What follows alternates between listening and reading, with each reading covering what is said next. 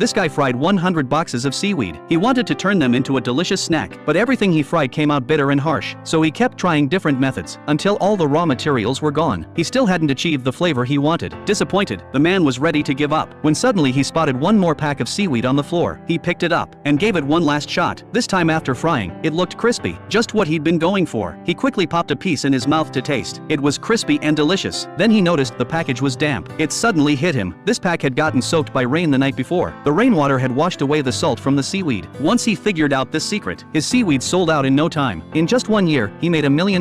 But a phone call from his father left him devastated. His father had gone bankrupt with $40 million in debt. If he tried to pay it back just by frying seaweed, it would take him 40 years to clear it. One day, walking down the street, he saw 3 chain convenience stores, and suddenly got the idea to expand his sales. The next day he went to the convenience store headquarters. He pitched his product to the marketing manager, but when the manager saw his seaweed, he flat out rejected it for having ugly packaging. The man didn't give up though. He went home and sold his beloved computer, used that money to hire a packaging designer, and created eye-catching, beautiful packaging. But when he came back to negotiate with the new packaging, the product manager deliberately avoided him. After waiting all day, his patience had run out. Then he thought of something. He left some seaweed in the elevator. 2 employees found it, opened a few packs and tried them. To their surprise, the seaweed was so good they licked their fingers. Other co-workers saw this and tried some too. Soon his seaweed had won everyone over. The product manager reached out to him, planning to stock his seaweed in over 70,000 convenience stores nationwide. But the manager had one condition. The quality control team would inspect his factory. As long as he passed all the audits, their partnership would take effect immediately. But he was broke and didn't even have a factory. He tried to get a bank loan to open one, but when the staff looked at his paperwork, his family was $40 million